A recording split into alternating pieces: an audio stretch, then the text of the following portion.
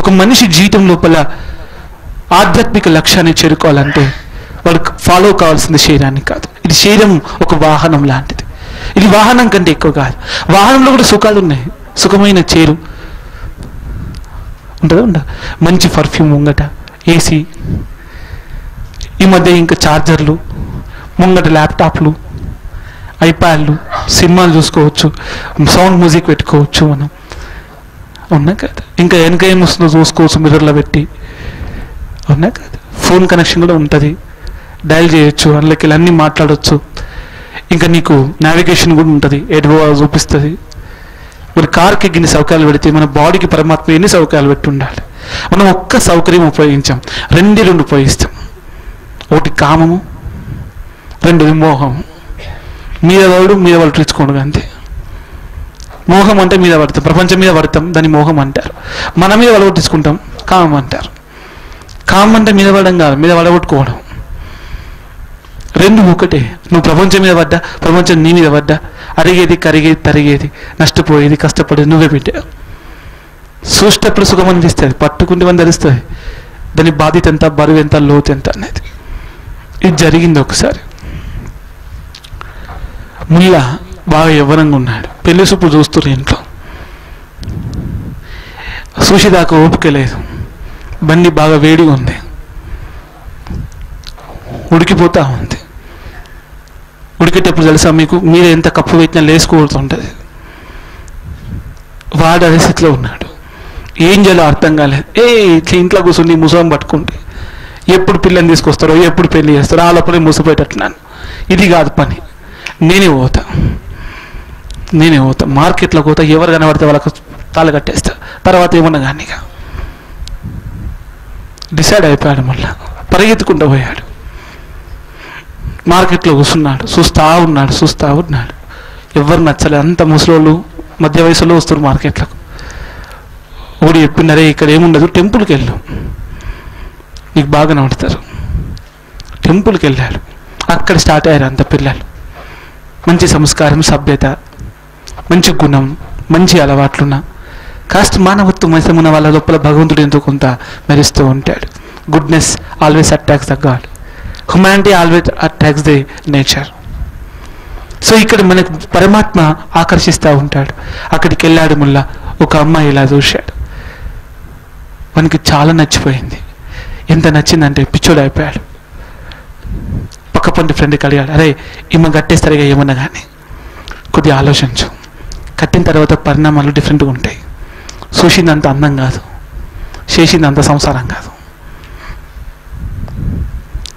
చూసింది అందం కాదు, చేసింది సంసారం కాదు. చూసిన తర్వాత సంసారం వస్తుంది, సంసారం తర్వాత అంత అందంగానే కనబడుతుంది. నీ ఇష్టం మన జీవితం. లేదురా నేను కట్టేస్తే ఇక ఏమన్నా, నువ్వు మళ్ళీ ఒకసారి ఆలోచించు. అలా కులం ఏందో, జాతి ఏందో, వాళ్ళ బ్యాక్గ్రౌండ్ ఏందో, వాళ్ళ బ్యాక్గ్రౌండ్ తెలుసుకోకుండా తాళ్ళు కడతామంటే నీ బ్యాక్గ్రౌండ్ ఫెయిల్ అవుతుంది. ఇక్కడ ఎంత చెప్పిన ముళ్ళ వేడు పోయి కట్టకన కట్టేస్తాడు తాళి. బాగున్నావా అంటాడు, ఆయన ఎవరంటున్నావు అని లోపల కట్టేస్తాడు తాళి. ఇవి నీకు మొగుడిని అయిపోయి ఏం చేసుకుంటూ చేసుకోపోవని చెప్తాడు. నీ ముఖం అని తెంచేసి మళ్ళీ వారిస్తే, తెంచేసినా మొదటి భర్త నేనే, నువ్వు సెకండ్ హ్యాండ్ అయిపోతావు, మళ్ళీ పెళ్లి చేసుకుంటా అని చెప్పి వెళ్ళిపోతాడు. తెలియదు వాడికి. ఆమె ఇంటికి వెళ్తుంది, ఇంటికి వెళ్తే వాళ్ళెవరు అని చూస్తే ఆ దేశానికి సైనిక అధ్యక్షుడు అయినటువంటి అధ్యక్షుడు కూతురు. కొద్దిగా సైనికులు లేటుగా వచ్చారు, ఎందుకంటే టెంపుల్లోకి సైనికులు అలౌ చేయబడదు, మసీదులోకి సైనికులు ఆర్బిట్ బయట ఉండాలి. తెలియదు వీడికి, కట్టిండిపోయిండు. ముళ్ళాన్ని దొరకబట్టి ఎక్కడున్న వెతికి లాక్కొచ్చి కూర్చుండబెట్టిరాడు దర్బార్లో. ఎందుకు కట్టినావు రతాలి? నచ్చింది కట్టినావు. నస్తే కడతావారా నువ్వు? కడతా. సిచ్యువేషన్ అట్లాంటిది రాజా. ఇందులో నా తప్పేం లేదు, అంతా అల్లాదే తప్పు, అల్లాదే. నేను చాలా ప్రయత్నం చేస్తున్నాను నియంత్రించుకోవడానికి, నిగ్రహించుకోవడానికి. ఎక్కడ ఆగుతుంది? ఎవరు ఆపుతారు? ఎవరు నాకు ఏ ఉపాయం చెప్పలేదు. కాబట్టి తాళి కట్టేస్తే కంట్రోల్ అవుతా అనుకున్నా. తాళి కట్టిన తర్వాత ఎంత చల్లబడ్డా అంటే చాలా చల్లబడ్డా. భయపడుకుంటే ఎక్కడ వెళ్ళి నేను దాక్కుంటే నన్ను మరీ వెతికి అందుకే లాక్కొచ్చి మీద కూర్చోబెట్టారు. ఇప్పుడు చూడు ఏం లేదు, నా తాళి నా దగ్గరనే ఉంది కదా, ఎలాగో ఎంపీసీ చేసింది కదా, ఇంకా శిక్షలు ఇవన్నీ ఎందుకు, విచారం నచ్చకపోతే వదిలేస్తే అయిపోతుంది కదా, శిక్ష ఎందుకు, అదేదో ఆవేశం చేసిన అంతే. కాసేపు పెన్నాను అనుకున్న తృప్తి కలిగింది, పోయింది, అయిపోయా. వదిలేయండి రాజా, వదిలేయండి. మీరు కూడా అప్పుడప్పుడు మీకు కూడా వస్తాయి ఆవేశాలు, మీ పిల్లలకు రావా, నీకు రావా, రాజ్యంలో ఎవరికి రావా, అందరికీ వస్తాయి ఆవేశాలు. నన్ను వదిలేయండి కాస్త. అదంతా ఏం కుదరదు. ఆ అమ్మాయి ఏ శిక్ష వేయమంటే ఆ శిక్ష వేస్తాం. ఆ అమ్మాయిని తీసుకొస్తారు. వీడు నా జీవితంలో నాశనం చేసిండు. ముళ్ళ ఇట్లా వస్తారు, 3 ముళ్ళకే గిత ఇప్పుడు తాడబెట్టి గిట్లా కడితే నాశనం అయిపోయిందా? ఇంకా కనీసం మెడ కూడా ముట్టుకోలే సరిగా, నేను మెడ కూడా ముట్టుకోలే, నేను తాకూడదు తాకలే, 3 తాళ్ళు గట్టి కట్టేసిన అంతే. మావాడు పట్టుకున్నా, యాక్చువల్గా గట్టిగా పట్టుకుంది వాడు, కట్టిది నేను. వాడిని ఏమంటలేవు, నువ్వు నన్ను అంటున్నావు నాశనం చేసినావని. కాబట్టి ఈ వ్యక్తిని పెళ్లి చేసుకుంటా.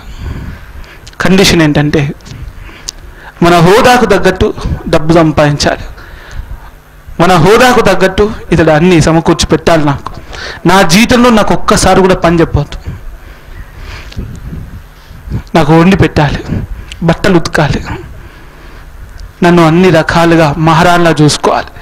ఒకవేళ మీరు నాకు ఒక వ్యక్తిని చూసుకొచ్చి పెళ్లి చేస్తే నేను ఎంత రాజభోగం అనుభవించేదాన్నో అదేవిధంగా వీడు నాకు అట్లా అందించాలా అని చెప్తే ముళ్ళ జీవితం స్టార్ట్ అవుతుంది. ఎవరైనా ఎటుపోయిందో వంద ఒకటేసారి. ఆ ఉడుకు, ఆ పొగరు, ఆ వగరు అన్నీ పోయినాయి, ఎక్కడ కొట్టుకుపోయినాయి.